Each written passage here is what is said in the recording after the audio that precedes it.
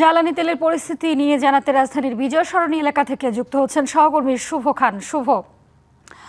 শুভ, যেমনটি বলছিলাম আমরা যে সরকার কিন্তু বলেছেন যে 1990 সালের থেকেও ভয়াবহ হতে পারে জ্বালানি তেলের সংকট।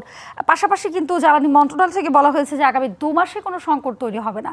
তো পাশাপাশি এই যে নিশ্চিত এবং শঙ্কার দুটি রূপই কিন্তু আমরা দেখতে পাচ্ছি। তো গ্রাহক এবং তেল পাম্প মালিকদের মধ্যে এই ধরনের স্টেটমেন্ট আসলে কি ধরনের প্রভাব ফেলছে?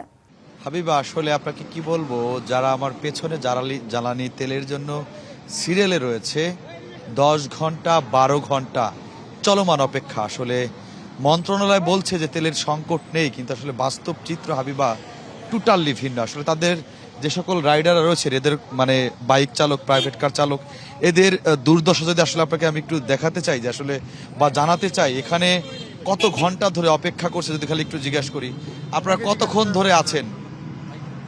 ভাই এখানে আমি অল্প কিছুক্ষণ ধরে, কিন্তু আরো আমার যে বাইকার ভাইয়েরা আছে ভাই, ওরা ভাই দুপুরে 12টার থেকে কেউ 2টা থেকে আসে। কিন্তু আমার কথা হচ্ছে, দেশে যদি তেলের সংকট না হয়ে থাকে, হ্যাঁ, যারা সংসদে বসে ভাই বলতেছে যে তেলের সংকট আছে ভাই, তারা একটু ভাই আইসা বেসরকারি ভাবে আসে, তাদের ভিআইপি গাড়ি ছাড়া আইসা যদি তারা একটু ভাই পাম্পে এসে ঘুরে যাইতো, তাদের তেল নেওয়া লাগবে না। আমার রিকোয়েস্ট শুধু এটাই, জ্বালানি মন্ত্রী এবং প্রতিমন্ত্রী তাদের দুজনের কাছে আমার রিকোয়েস্ট, তারা শুধু সশরীরে এসে পাম্পগুলো একটু ভিজিট করে যাক। আর দ্বিতীয় প্রশ্ন হচ্ছে যে যারা ফুয়েল পাসের জন্য অ্যাভেলেবল করছে যেই 7টা পাম্প, এই 7টা পাম্পে কেন ফুয়েল পাস ছাড়াও তেল দেওয়া হচ্ছে?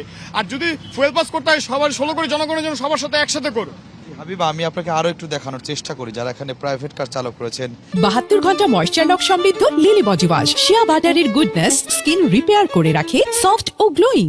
আরো বাইক চালক রয়েছেন, কখন এসেছেন যদি আপনাকে আসলে একটু জানাতে চাই যে আমরা একটু কথা বলতে চাই যে কখন এসেছে। এবং এই জ্বালানির যে সিরিয়াল হাবিবা, এটি মহাখালী ফিলিং স্টেশন পার হয়ে গিয়ে মহাখালী রেল ক্রসিং পার হয়ে গিয়েছে এবং ঘন্টার পর ঘন্টা যে পুরো রাস্তাটা যানজট হয়ে গেছে।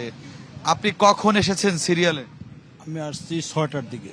হ্যাঁ, 6টা বাজে আসছি, সন্ধ্যা 6টায়। জি, এখন রাত 1টা বাজে। 1টা বাজে, হ্যাঁ 1টা বাজে।